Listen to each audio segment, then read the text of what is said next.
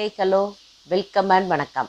இன்றைக்கி நம்ம கடலைப்பருப்பு சுண்டல் தான் செய்ய போகிறோம். இதை ஒரு சில இடங்களில் பூம்பருப்புன்னு கூட சொல்லுவாங்க. இந்த மழை நேரத்தில் காஃபி டீயோட பரிமாறுறதுக்கு ஏற்ற ஒரு ரெசிபி தான்.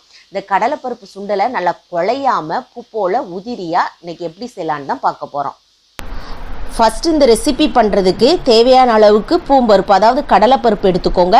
நல்ல சுத்தமான கடலைப்பருப்பாக பார்த்துக்கோங்க. இது மாதிரி ரொம்ப நாள் ஸ்டோர் பண்ணி வச்சதும் வேண்டாம். நல்லா ஃப்ரெஷ்ஷான கடலைப்பருப்பாக எடுத்து 2 முறை கழுவிக்கோங்க. நீங்கள் பாத்திரத்தில் வேக வைக்கிறதா இருந்தால் கரெக்டாக ஒரு 10 நிமிஷம் ஊற வச்சுக்கோங்க. ரொம்ப நேரம் ஊற வைக்க வேண்டாம். நீங்கள் குக்கரில் செய்கிறீங்க அப்படின்னா நீங்கள் ஒரு 2 நிமிஷோட ஊற வைக்கணுங்கிறது கிடையாது. நல்லா கழுவிட்டு அப்படியே அந்த கடலைப்பருப்பை குக்கரில் சேர்த்துட்டு அது கூட ஒரு 1/2 ஸ்பூன் அளவுக்கு மஞ்சள் தூளும் தேவையான அளவுக்கு உப்பும் சேர்த்துட்டு அது முங்குற அளவுக்கு தண்ணி ஊற்றிக்கோங்க. தண்ணி தாராளமாக சேர்த்துக்கிடலாம். அந்த தண்ணியை நம்ம வேஸ்ட் பண்ணிடுங்க. அதில் வாய்வு ப்ராப்ளம் இருக்கிறதுனால அந்த தண்ணியை வேஸ்ட் பண்ணிவிட்டு அந்த பருப்பை மட்டும் நம்ம தாளிச்சு விட்டுலாம். இது நீங்கள் பாத்திரத்தில் வேக வைக்கிறீங்கன்னா ஒரு கொதி வந்ததுக்கு அப்புறமா நீங்கள் உப்பு சேர்த்துக்கிடலாம். இப்போ நான் இன்னைக்கு ஒரு விசில் வச்சு எடுத்துருக்கிறேன். நீங்கள் உங்களுடைய குக்கருக்கு தகுந்த மாதிரி விசில் வச்சு எடுத்துக்கிடலாம். இந்த பூம்பருப்பு நல்லா அப்படி பூவாக மலர்ந்து வெந்து வந்திருக்கணும்.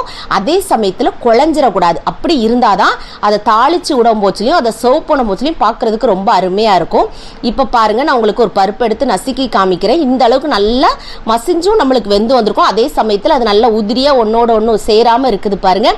இப்போ அதில் உள்ள தண்ணியெல்லாம் நல்லா வடிகட்டிக்கோங்க. இதை மாதிரி வடிகட்டிட்டோம் அப்படின்னா அந்த பருப்பை நம்ம தாளித்து விடும் போச்சுல ரொம்பவே பார்க்குறதுக்கு அருமையாக இருக்கும், சாப்பிட்றதுக்கும் டேஸ்டியாக இருக்கும். இதை மாதிரி ஒரு 10 நிமிஷம் அப்படியே விட்டுருங்க. அதுக்கப்புறம் தாளிக்கிறதுக்காக ஒரு பேனை ஹீட் பண்ணி 2 ஸ்பூன் எண்ணெய் சேர்த்துக்கோங்க. எண்ணெய் அதிகமாக வேண்டாம். எண்ணெய் சூடேறவும் கடுகும் உளுந்தம்பருப்பு சேர்த்து பொரிய விடுங்க. கடுகு நல்லா பொரிஞ்சு வரட்டும். உளுந்தம்பருப்பு நல்லா செவந்து வரவும் இதில் ஒரு சின்ன துண்டு இஞ்சி சேர்த்துக்கோங்க. இஞ்சிலாம் நம்ம கண்டிப்பாக சேர்த்துருக்குறோம். இப்போ இதை நல்லா ரோஸ்ட் பண்ணி விட்டதுக்கு அப்புறமா ஒரு 2 பச்சை மிளகா, 2 வரமிளகா, 2 எனக்கு கருவேப்பிலை சேர்த்துக்கோங்க. இந்த பச்சை மிளகாலையும் இந்த வரமிளகாலையும் உள்ளே இருக்கிற விதையை நீக்கிட்டு சேர்த்திங்கன்னா சின்ன பிள்ளைகள் சாப்பிடும் போது அந்த அளவுக்கு காரம் தட்டுப்படாது.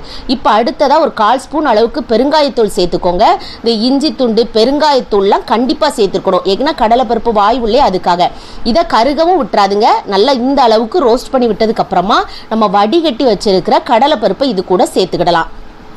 சேர்த்துட்டு இப்போ நல்லா ஒரு ஆட்டை கலந்து விடுங்க. லைட்டாக அதில் ஈரப்பசம், அதாவது தண்ணி இருந்தது மாதிரி இருக்கா, அதனால நீங்கள் தீயை மீடியம் ஃப்ளேமில் வச்சு ஒரு மூடி போட்டு விட்டுட்டீங்க. அதாவது கரெக்டாக ஒரு 2 நிமிஷம், அப்படி இல்லைன்னா ஒரு 3 நிமிஷம் தான், ரொம்ப நேரம் வேண்டாம்.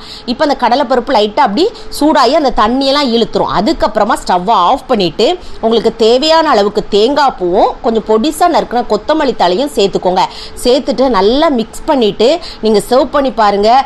ரொம்பவே டேஸ்டியாக இருக்கும். இது சாப்பிட்டீங்கன்னா எந்த அளவுக்கு உங்களுக்கு வீடியோவில் பார்த்தாலே தெரியும் நினைக்கிறேன்.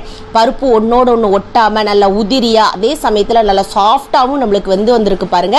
நீங்கள் கடலைப்பருப்பு, அதாவது பூம்பருப்பு சுண்டல் செஞ்சீங்க அப்படின்னா கண்டிப்பாக ஒரு முறை இதே மெத்தடில் செஞ்சு பாருங்க. அப்படி செஞ்சு பார்த்து உங்களுக்கு பிடிச்சிருந்துச்சு அப்படின்னா லைக் பண்ணுங்கள், ஷேர் பண்ணுங்கள், சப்ஸ்கிரைப் பண்ண கேண்டி ஸ்டோர் தமிழுக்கு மறக்காதீங்க.